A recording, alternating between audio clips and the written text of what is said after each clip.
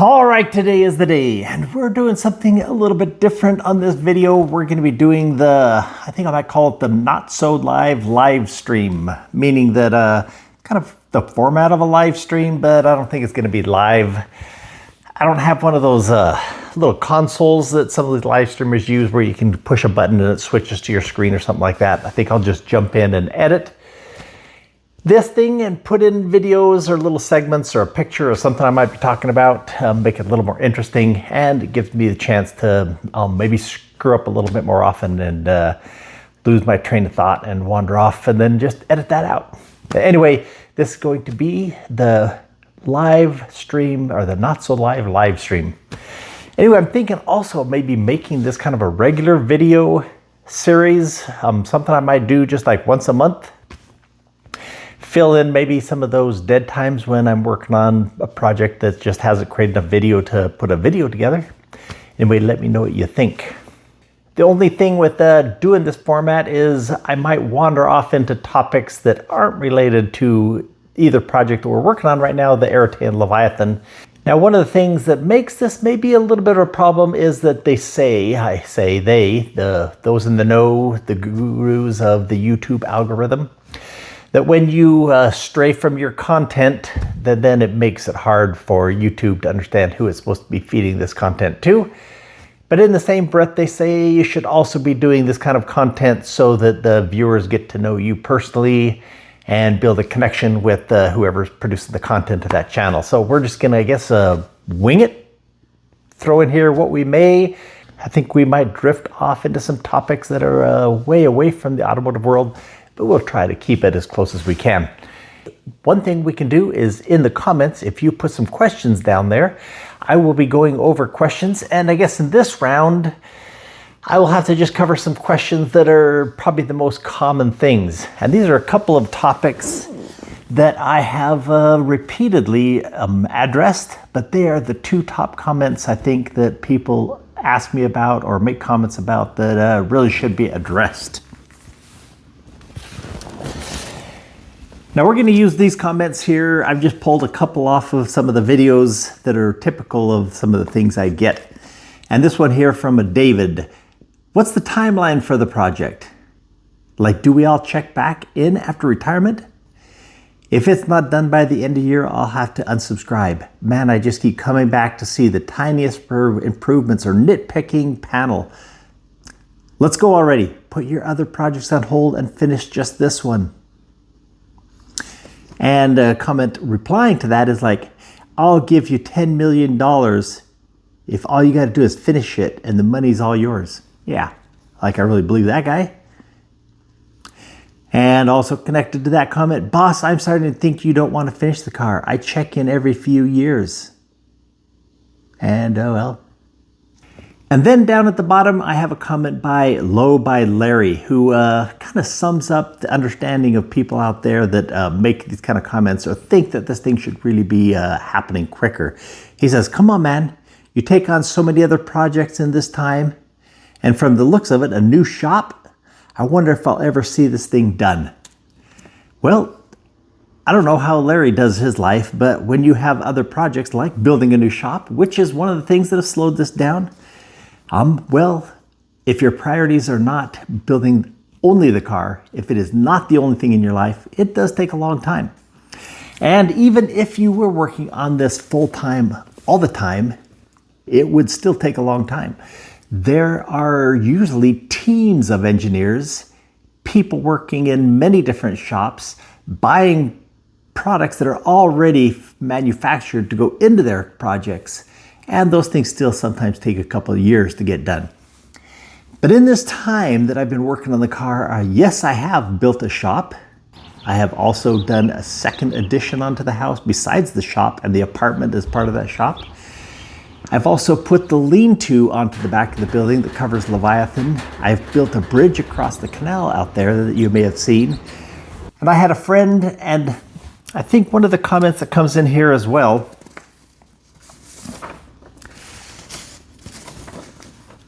is, we'll look at this. Now I got a comment from Roger over at Basement Supercar Build. If you haven't followed his channel, there's another ground up car builds going on at Basement Supercar Build. But anyway, Roger says, thanks for mentioning my channel. It's nice to see all the projects you have going on. How do you find time for so many different projects? My wife keeps asking me how much longer the car will be. Projects are just waiting in line. And I commented back, that, hey, Roger, maybe you better take on some of those wife honeydew things, or else you're going to lose part of your life that might be more important than the car, which I think he understands. But anyway, and right below that is a comment from UK Built, who's a regular watcher of the channel. He says, I can relate to this. That's the life of a fix-it man. Everyone has something they want you to fix. I get this all the time. I have people tell me they barely get time to do my own projects. Everybody I know has jobs. Your car's coming along great, mate. I'm enjoying seeing the build come true. My strategy is to make small progress every day, even if it's only something tiny. And that really is the secret, because his line there, the life of a fix-it man, that's pretty much my life. When I'm not being a new creator, I'm a fix-it creator, taking on things that need to be fixed. Now, like instance, I have a friend who over a couple of years kept telling me that they had hired a contractor to build a bridge over a river to access part of their property. And then he would tell me a few months later, oh, that contractor backed out. And this happened like 3 times. And I says, you just need me to come out there and take a look at it. And so I did, looked over the project and says, yeah, forget trying to hire a contractor. We're just going to do this on our own. So I brought my younger son along, who is involved in a lot of our life and likes to do things like this with me. And we built an 80-foot bridge over the river, and we were told we have no access to the river. We're not supposed to be building in the river at all, so we had to do this all building on the sides, building the abutments, and then craning the pieces into place with excavators for the bridge itself. And that project, of course, was not a simple weekend job, but I get those kind of things all the time. Things that take up a huge amount of my time sometimes. Sometimes they're smaller things, just fixing somebody's lawnmower or something like that. But I am not willing to tell people, get lost, shove it. I have a car to build. And when I'm providing free access to all my content on the internet through YouTube and not expecting to gain a lot of money from the whole project, it's a little bit disjoining to hear people complain about my providing them their free entertainment and not at the pace that they would like to see. And so that man who said, if it's not done at the end of the year, I'm going to unsubscribe. Well, I gladly accept your unsubscription. And anyone else out there who thinks that my entertainment isn't flowing smoothly to their desired preference and liking, I gladly invite you to unsubscribe as well. Now, those of you who are willing to stay around and watch these things, you do know that I have Spencer here working with me now, and things are moving along a little better because he takes a load off me of lots of things around the place, like landscaping, taking care of things around the house and doing some mechanical things, and then just stepping in here and working on the project themselves when we have time to do that together, or if he can do some of the projects on his own. So things are accelerating, and I am paying him out of my own pocket. YouTube has no ability to pay me enough money to hire somebody. In fact, right now, YouTube views are down, and I am lucky to get $100 in a month from ad revenue from YouTube. So as you can tell, when I've spent, I believe, $60,000 to $70,000 on the 2 projects here in the shop of materials and time, and most of my time isn't even covered. Like I said, Spencer's wages are not covered in that. It is an expense that YouTube is not taking part in. Anyway, let's move on to something a little more interesting now. One of the things that I have had to do to even be able to have the ability to make videos is to find a way to simplify the process so that the editing and the creation type on the video side doesn't take me more time of building the project itself. And in fact, a lot of YouTube channels can just do the talking head thing, kind of like we're doing right now. Just sit here and blab in front of the camera, put it together, maybe edit a little bit, throw it on the YouTube, and get a video up. And of course, I have sometimes a project or piece of that project will take me 40 hours before I have enough material and video created to actually put a video out. But the process I've come to is I use a 1-camera system. Let me grab this. I don't know if you'll be able to see it. This is just a rolling monopod. You can't see the top is missing because it's sitting on a lower part of the monopod with a little tripod stand so I can move it for close-in shots or set it up a little bit different. But typically that rolling monopod just travels around the shop with me, and I set it up at one angle and one angle only and try to do the work. And you probably notice sometimes that I get in the way of that shot. My shoulder's in the way or an arm covering actually what I'm doing. But for me to reset things up or to have multiple cameras would take so long that I would have to expect YouTube to create an income. And then things would be a lot different in the shop, and I would have to dedicate my life to this job and none others. And as you know, well, I don't know if I'm willing to do that yet. Maybe there's some ways we can try to bring those two worlds together. But anyway, that's the system of shooting the videos. And I just shoot on my Galaxy phone, which seems to work because it has a system on it where I can pause the video and then do some other things like go find tools or go cut something, sand a little corner off of this or that, bring it back, put it back into the project and touch the button and keep adding video. I've tried a couple of other cameras and I have not found one yet that has that ability on it. Usually you have to start a new video and then you have hundreds of little tiny clips that you have to sort through in the editing process. And that just slowed me down way too much. So I've gone back, of course, to the phone camera. And it shoots in 4K and does really well and focuses for me automatically, things like that.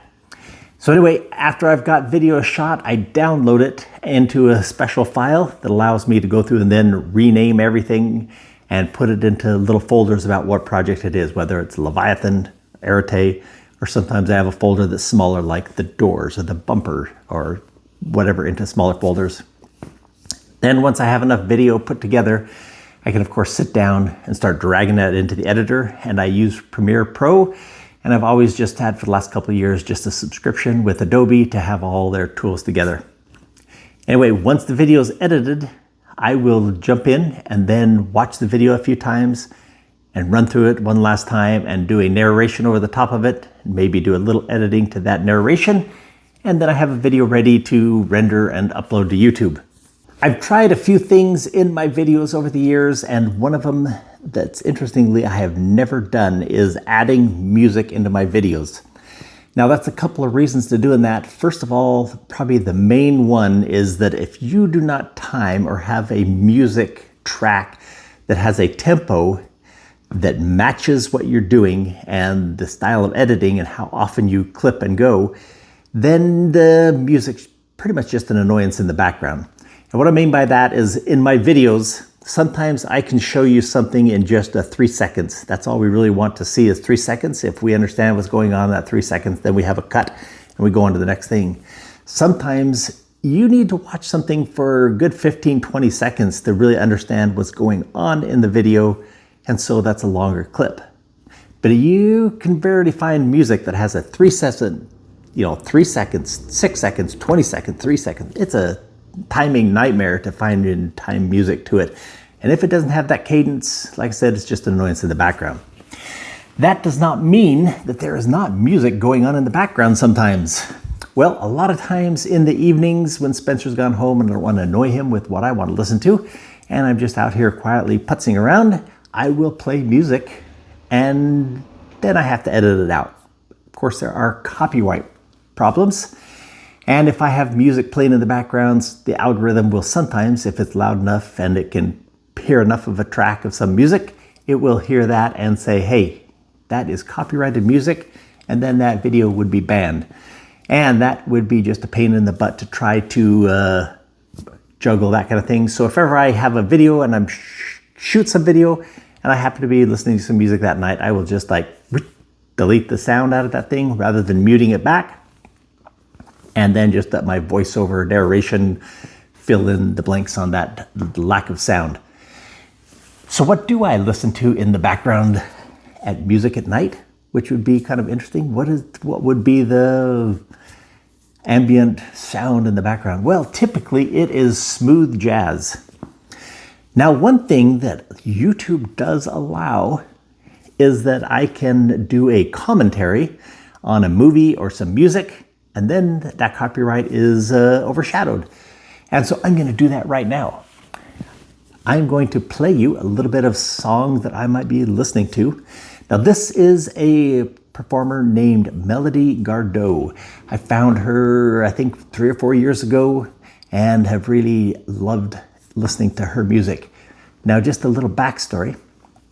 She was in an accident when she was young, and that made her sensitive to loud sounds and light. And so it's interesting that she wears sunglasses all the time, and she sings in a very quiet tone. And maybe that's what finds me intrigued by her melodic voice. Anyway, this is probably one of my favorite songs from Melody Gardot. We're going to listen to just a little tiny bit of it, and then I can have you introduced, maybe help her out in some way to become a little more popular, as she's not so well known. The way you make no demands, our love is easy. Our love is easy, like water rushing over stone. Oh, our love is easy, like no love. Well, there you go. I hope you enjoyed that, even though a tiny bit. Anyway, maybe I'll try to put a link in the description so you know who I'm talking about. Maybe a connection if she has a website, something down there. And some of you are probably saying, hey, AI could probably do this for you, maybe even match your tempo and stuff. Well, I am somewhat of a Luddite and struggle with what I'm going to use AI to do within these videos. Maybe you can tell me in the comments what you think is the appropriate amount of use of AI in your work on YouTube and this kind of content. The only thing I've ever done with AI and my videos is one time I asked it to create a robot hand that I clipped out in Photoshop and put into one of my thumbnails. We'll see what else would be appropriate to use in production here and worthwhile. I'm going to jump into two more of those common comments that I get. And one is, are you going to be able to license this vehicle and insure it? Well, I get that question a lot from the European viewers and people outside the US, because building a car like this is just not acceptable in the European Union. They have laws that restrict you from even, I guess, changing your exhaust system or changing tire sizes or doing anything drastic like that. But here in the US, the car culture is still super powerful in the industry. And there's so much aftermarket world that I'm sure that the people in Washington are pressured to keep the car culture a little bit free. In fact, Jay Leno, the famous comedian car collector, has put a lot of pressure in California and helped some legislators there to kind of push back some of the things coming forward in smogging old cars that really don't drive on the road very much at all, and pushing that point. And I think they're being a little bit successful in helping legislators understand that. So here in the US, at least, most states, it's pretty simple.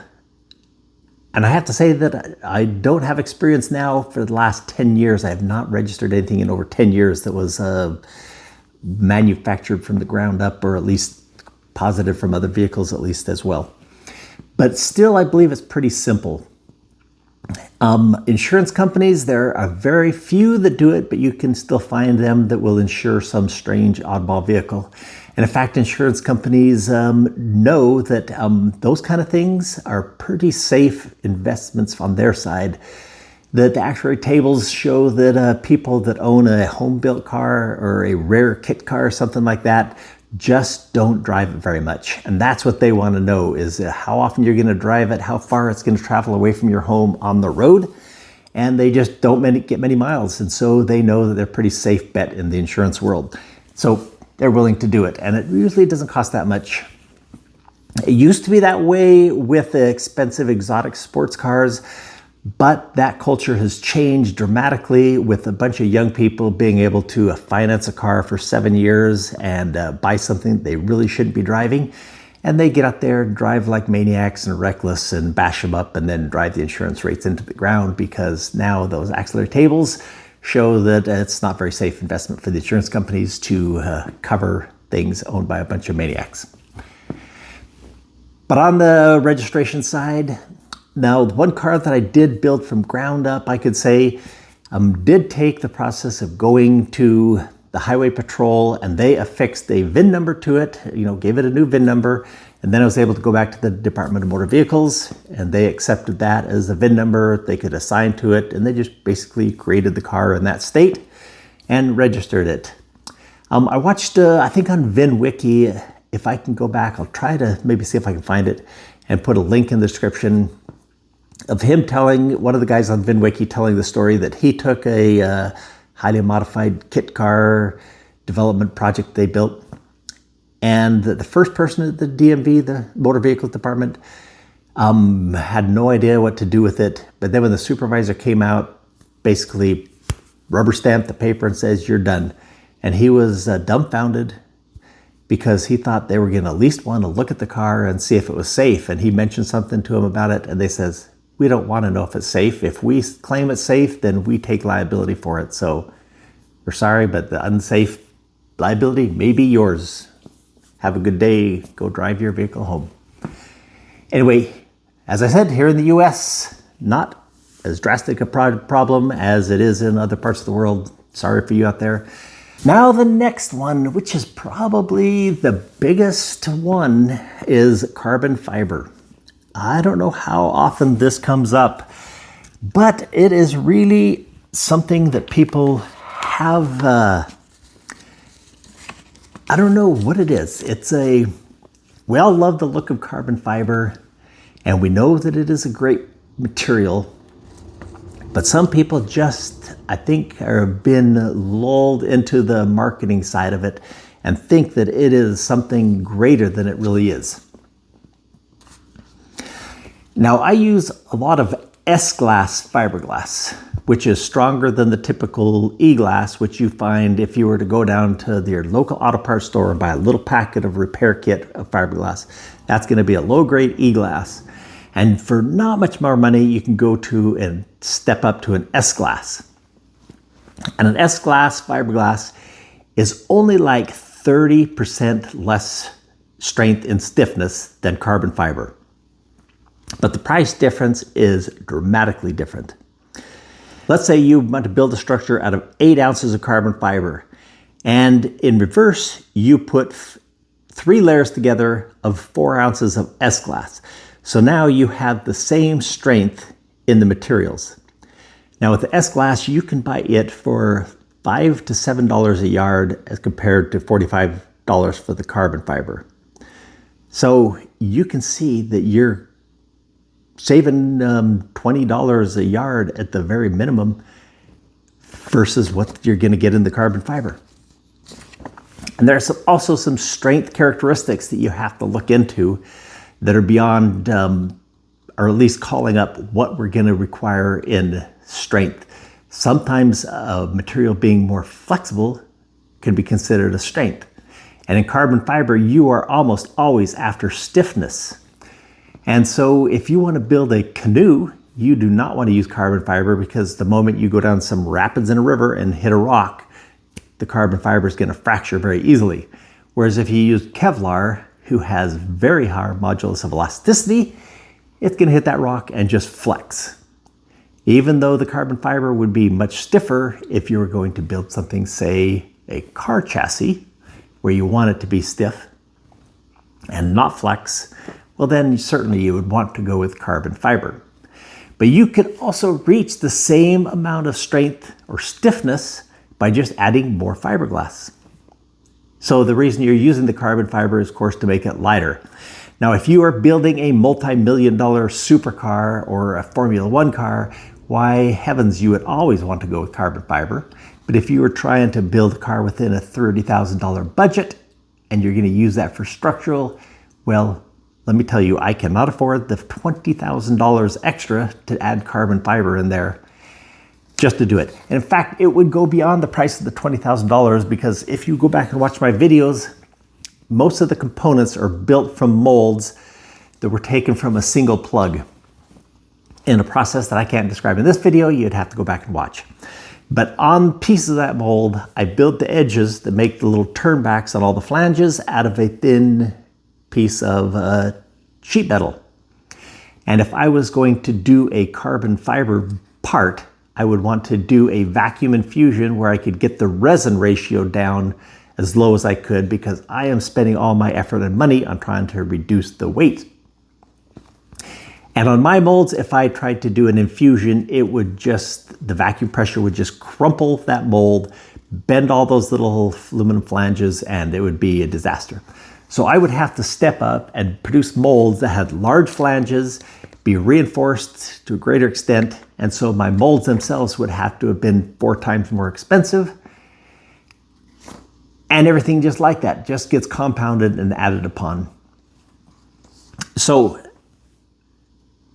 that's kind of the description of why I'm using the glass fiber. Will it be any less quality? Only because if I was going to spend the extra 20 grand on carbon fiber, I would have also spent the extra 20 grand on the molds. And if I was going to spend another $40,000 on the car, I would have just pushed it to a couple $100,000 on the car instead of just 20. And of course, that's not what this project is about or my ability. And so we're using S-Glass and hopefully have a beautiful car in the end as well. Now, the worst of these people say, well, this is going to be a death trap and this thing's not going to survive and you're going to die on the road. Side impact protection is terrible, and they start blaming all those things on the problems. Well, they don't take into account that I will probably go out and test drive this thing at 5 miles an hour.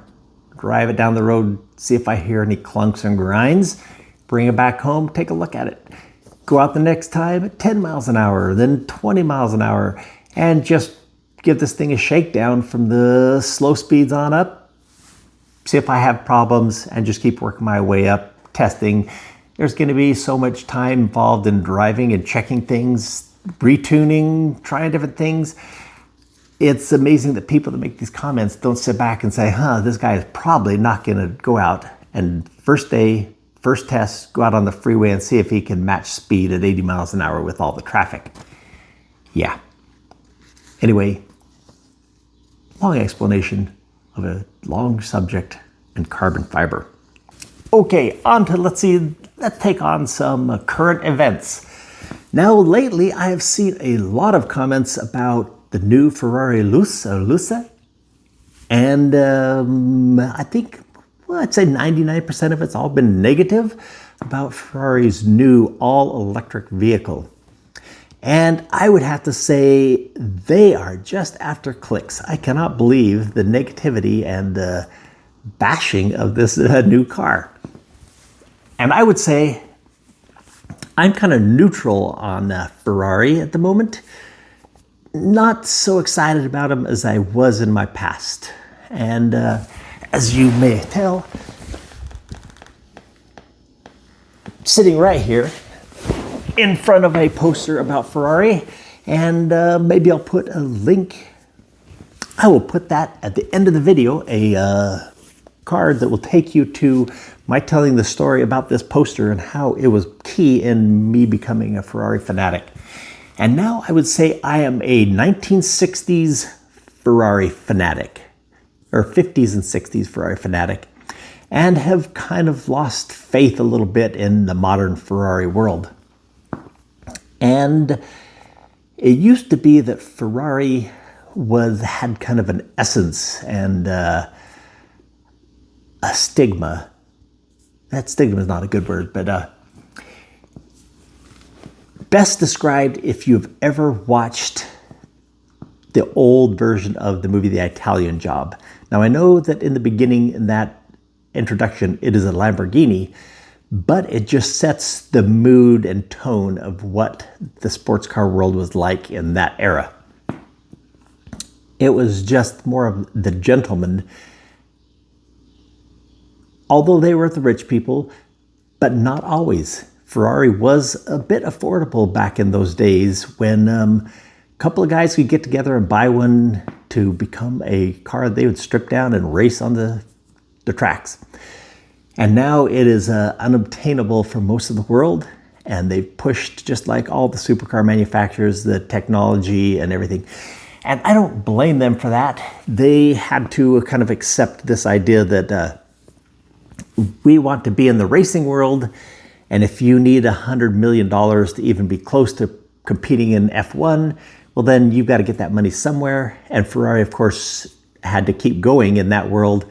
And so they moved into the more modern manufacturing, mass producing. I don't know if it ever got to mass producing, what we call compared to the American big manufacturers, but they had to up their production numbers to bring in a lot more money. And as part of that, they also got into other kinds of marketing, other products. And so when you say the Ferrari Luce is a terrible marketing move on their part, that it's just not really Ferrari, I would have to say, you know, the Ferrari boats, they're pretty awesome, but they're a boat. You know, the Ferrari bicycles, they're pretty nice bicycles. Ferrari socks are good Ferrari socks, but what's the difference? Ferrari's electric car is just an electric car, albeit the higher end, better electric car than your Hyundai. But that's just the way it seems to go with all manufacturers. And I just mentioned Hyundai. I think one of the best looking cars out there right now is the Hyundai Ioniq, which is all electric. And when I see a car out there, another one, the new Volkswagen van or Volkswagen bus, they're trying to go back to the bus look. I saw that the other day. I thought, man, that's a really great design. All electric. All the car manufacturers seems like their best styling designs are electric. Now, can we say that for a Ferrari? Sure. If you are looking at electric, if you park that next to my Chrysler van, yeah, the Ferrari's a lot nicer looking than my van, electric van. Ferrari, it's what you want to be in the electric world. Now, if I was going to say, you know, Ferrari, if you wanted to stick with that 1960s world, well, then you should have become maybe like the Morgan Car Company and produced like 600 cars a year. Ferrari, I bet you, could still sell every one of them if they built 600 1963 GTOs, you know, with the beautiful long nose. Beautiful car. And if they built 600 a year, they could sell every one of them, 600 of them. Be right there alongside Morgan. It's just a matter of priorities, what you want the company to be. And of course, Ferrari's got to be bigger and bring in a lot more money to feed their investors, things like that. So I don't see why I think it's just more of a let's bitch about the Ferrari Luce and see if we get some views on YouTube rather than looking at it for what it really is. Will the Ferrari Luce become a styling icon? I don't know, and I doubt it. I think there's going to be a lot of the electric car look is probably going to be a little bit fashionable and go on. There are very few cars that drop into the world of forever icons. In fact, the wedge shape of the 70s and 80s, you know, I don't know if you remember, or you older people remember an ad for Triumph, the TR7, and the tagline was the shape of things to come, and the car would drive into a little wedge-shaped garage or something. And well, the shape of things to come never really came, it kind of went. In fact, the only car in that wedge-shape era that I think really stands out and has survived was the Lamborghini Countach. And that was because it just became an icon of the poster world industry, and every kid loved it, and so it held its ground. Other wedge-shaped cars, they just disappeared. And I'm afraid the Cybertruck, the Tesla Cybertruck, I give it maybe 2 more years, it'll be gone. It's just not beautiful. It just doesn't have the sexy curvy lines that always seem to endure. It's kind of like stone architecture of the Renaissance and even before. You know, the Roman architecture, if you could still reproduce it today, it is still be iconic and last forever. Well, we will do something here also in these little chats that maybe take a look at my worldview, see what you think of what I think, I guess we could say. And the topic I've picked is kind of one we've just briefly touched on a little bit further back in the video, talking about producing this video, and that is AI. Of course, a big topic right now because of its advancing so fast. What do I think of AI? Now, like I said, I'm kind of somewhat of a Luddite. Those who don't know, Luddite's someone who is kind of opposed to technology and automation and think that it's kind of destructive to the human world. And I think you might see AI as part of that in the way I see things. But all technology seems to have done that in the past. You know, they worried about cars replacing horses. And of course, there's more horses now than there ever were. And they all get to sit out in the field and get free rides in the horse trailers rather than giving us rides. But that didn't really destroy the world, even though they thought it was going to be, cataclysmic at the time. But is AI different? We wonder. Now, I think that things like the chat, the GPs are going to be great and super beneficial. I think the one that's really going to be the simplest thing for AI to solve is things like logistics. You may have noticed them, and I think some comedian even mentioned this in it, that like here in the Pacific Northwest, you'll be driving down the highway and you'll see a log truck going south while you're going north, and then a log truck will pass you going north, and it's like, hey, wouldn't it have been a lot easier if that guy coming from that direction had just stayed at that sawmill up there instead of going south, and this guy going north could have stayed south. Anyway, I think AI is going to be able to put some systems together that make logistics just solve and is going to be one of the greatest sources of conservancy there ever has been. It's going to be able to help us to reduce waste and use and all these things. So things like that AI is going to really do a great job of. I think probably the medical world's going to be drastically influenced by it. I know now, talking with a dentist the other day, that he says that AI can read x-rays 85% accuracy, and they figured within the end of the year that it would be more accurate than the dentists and be able to feed the x-ray in, and the AI would be able to give you a better outcome of what they could be done to that patient. Things like that are just going to change and probably help us a lot. Now, the one place that I think that AI is going to be a disaster is in humanoid robots.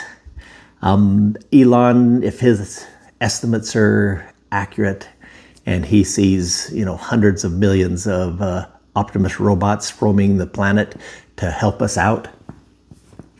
And the problem is, I think I saw this video of Optimus watching a person fold a shirt, and then it could repeat the task. And when the robots can do that kind of thing, then it will be something that people will bring on to make their efficiency competitive. But when it pushes into the realm of taking over service industries, that's where it's going to be bad. Now, we mentioned the thing about horses. They thought that was going to, destroy the jobs of all the people in the stable hands and the people that shovel the streets and all those things, but actually it created more jobs. Well, I just don't believe it's going to be true if we really take on the humanoid robot thing. Because if they start to take on the tasks of service type industries, let's say getting your haircut or a waiter at the restaurant, and those things are replaced by things that you usually typically have a social interaction as well, well, then the work is replaced by the robot. That's great. But when the social interaction is replaced and you're left to interact with nothing but other people is gone, then it's going to be worse than the COVID lockdown, and I think suicide rates will go up. Depression, it's going to be bad. And they say, well, it's just going to free up people's time and they can do things that are a little more, creative. They can do some painting or write a book.